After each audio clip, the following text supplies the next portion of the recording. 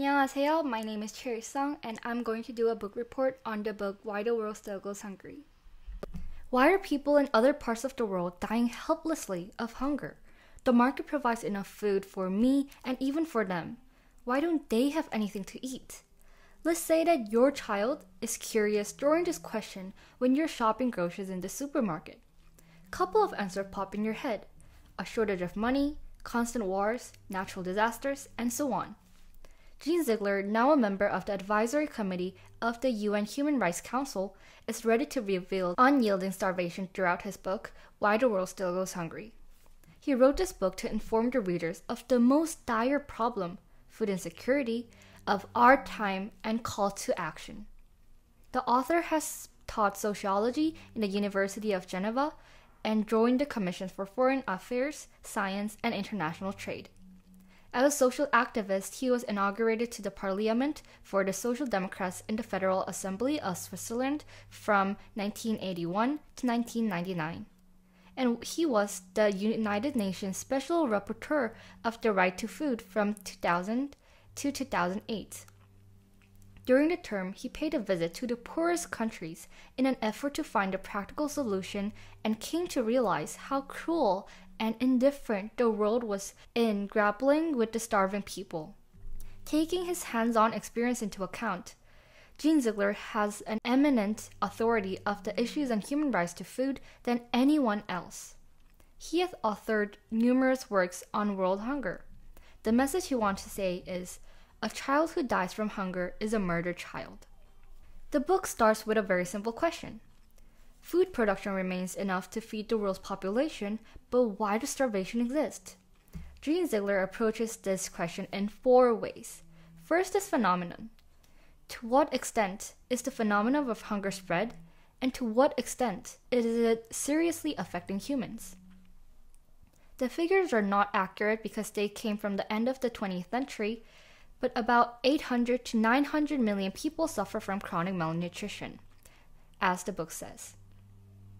Chronic malnutrition accounts for 35% of the people in Africa, 18% of Southeast Asia, and 14% in Latin America. What's surprising is that in absolute terms, Asia has 550 million people suffering from hunger. Second is analysis. The phenomena of hunger can be divided into 2. They are economic hunger and structural hunger. Economic hunger is defined in the book as hunger arising from economic crisis of sudden and hot flashes. It is sudden and rapid, but can be controlled. Structural hunger happens when food supply is delayed over long term.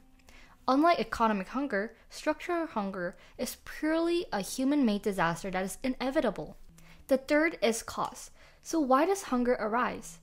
Ziegler points out various causes by giving various examples, but when we divide it into broad terms, there are environment, civil war, manipulation of grain prices, and financial difficulties of international organizations, and etc. Of these, Ziegler's most critical criticism is the manipulation of grain prices. Global grain companies are producing huge amounts of grain, but they're slashing prices by taking advantage of their antitrust dominance to maximize their profits. Fourth is extreme measure. It will require a great deal of effort, but to overcome this phenomenon, the willingness to overcome it and the active attitude to solve this problem are necessary. People like Allende and Sankara are the most representative examples. Especially in the case of Sankara, he made a tremendous change in Burkina Faso during the short period of only 4 years. Without an attitude to solve the problem by oneself, nothing can be achieved by leaning on the help of international organizations and developed countries. It is difficult to maintain even the status quo with their help.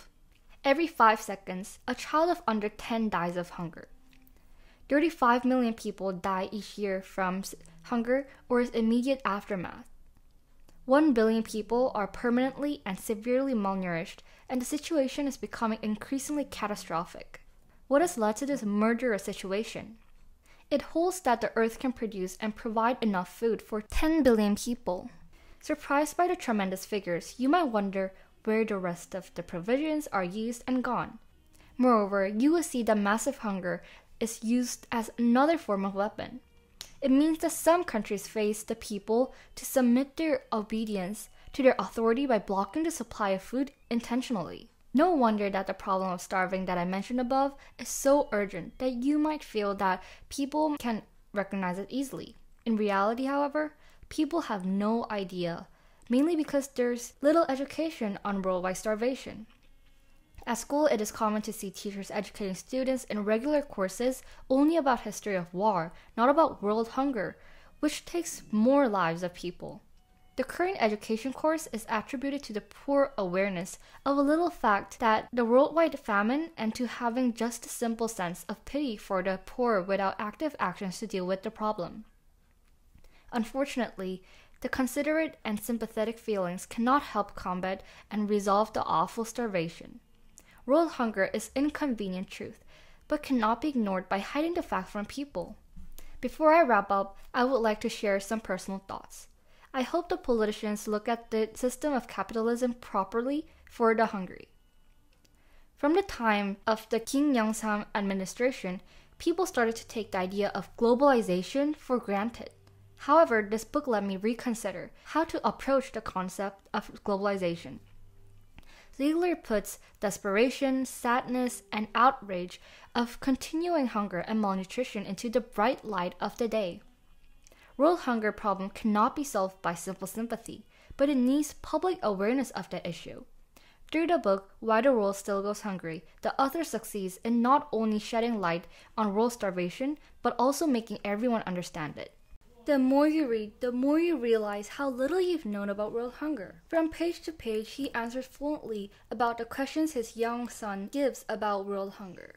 Too many people are suffering from others' greed. If we don't change the world, no one would. To conclude, I guarantee that after reading this book, you will become capable of explaining the unrevealed truth of world hunger as knowledgeably as the author does. This book is Ziegler's credit core. It deserves attention. And even more, it deserves action. Thank you.